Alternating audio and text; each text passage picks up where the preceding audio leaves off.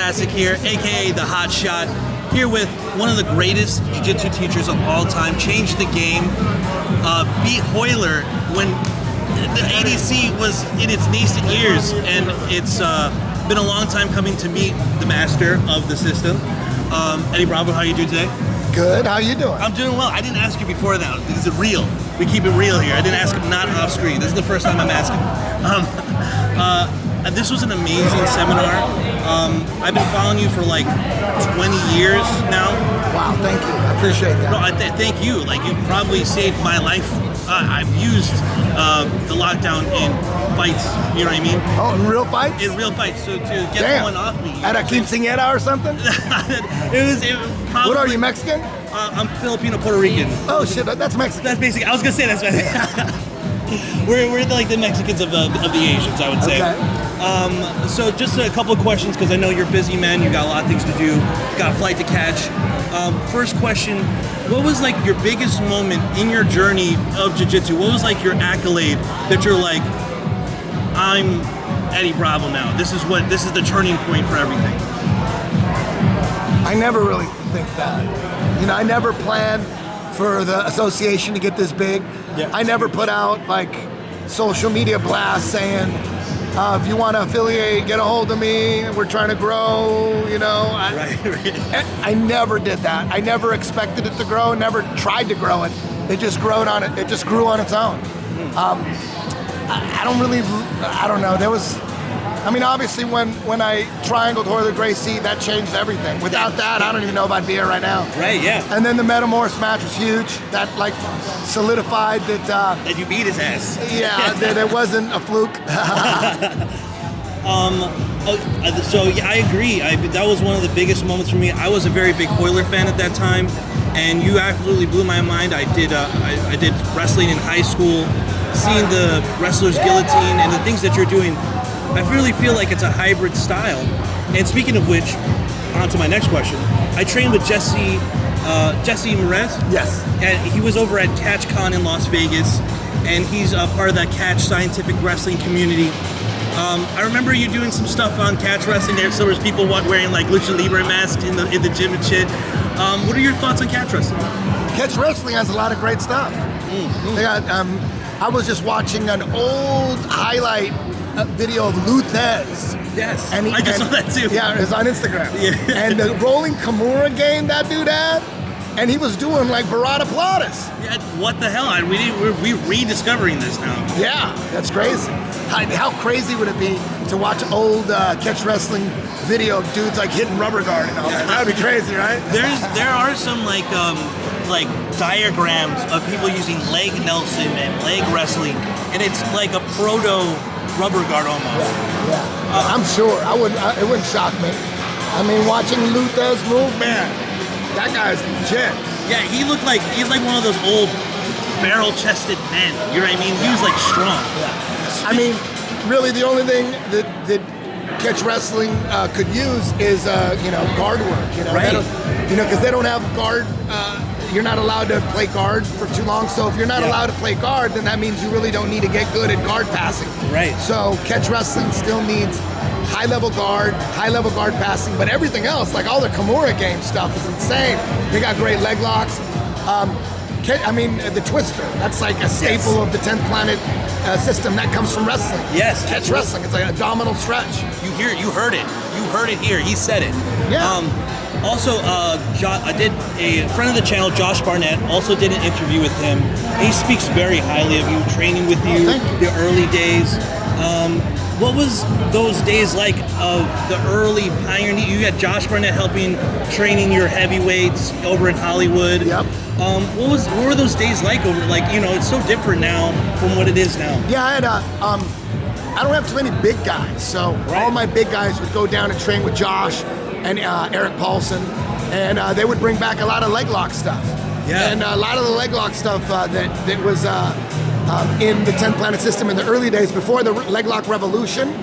Most of the leg locks that were coming in with Victor Webster, who's really good friends with Josh. Yes. He's a black belt of mine. He's really good friends with Josh.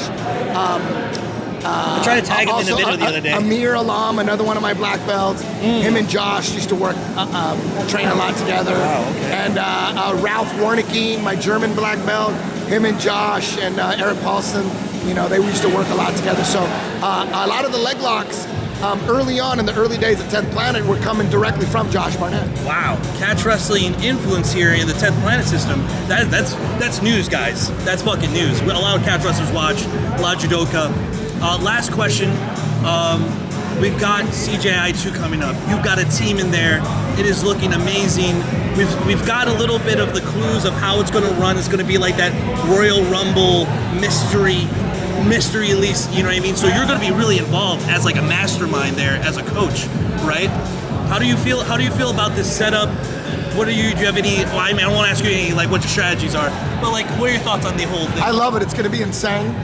It's going to be a sold-out Thomas and Mack Arena. It's going to be loud as hell. There's $1 million at stake, so every move counts. There's going to be a lot of angry people with the judging and all the scoring, you know what I mean? There's going to be some angry people. Right. But I can't wait, and I put together the best possible 10th Planet team.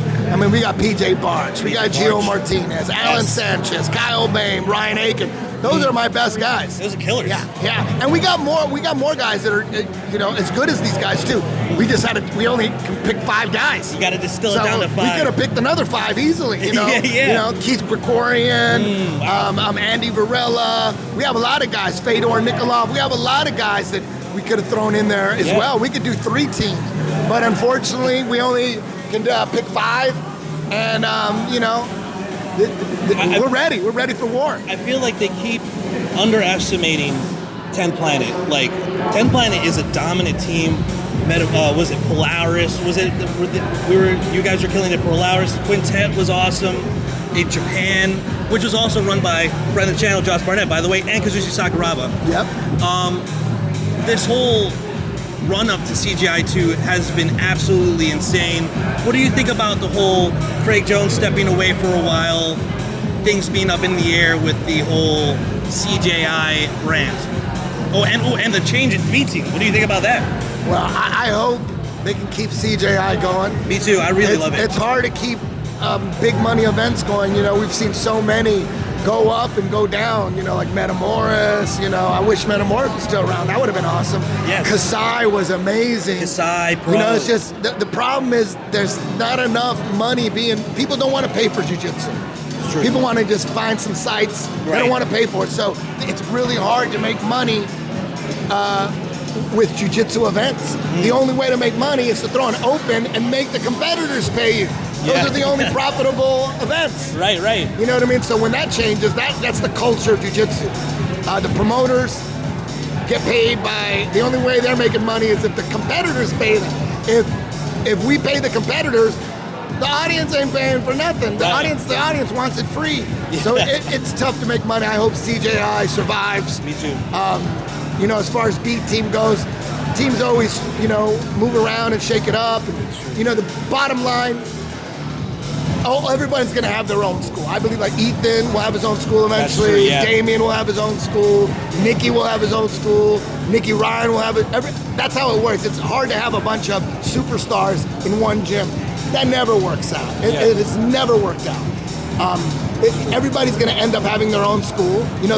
Hopefully they're all the same affiliation. That'd be cool. But that's just the way the jiu-jitsu business goes. You can't have a jiu-jitsu school and have 5 superstars. Yeah, you can't. It's good to get it rolling. It rolling and because they got it rolling and they're big and they're world renowned and they got so much talent. But ultimately, like when you see things like this happen, when this guy leaves or that guy, that's part of the game, Right. It's hard to keep it all together. Yeah, we got a bunch of savages, you know what I mean? Super savages. So it's like a lot of clashing, and that's just part of the game. And I embrace it. I love it. Yeah, true. Iron sharpens iron. Before we go, last question. Do you have anything that you have coming up that you want our audience to know about? Seminars, events, anything like that? I got a Grants Pass seminar in Oregon. I'm going to be in Oregon. 10 Planet Grants Pass. Go to their Instagram. It's 10 Planet GP. You'll be here at the bottom of the screen. It'll be in September, sometime in December. I think September 27th, maybe. But I'll be there. And that's really the only seminar. And I'm going to be at 10th Planet Dubai in October.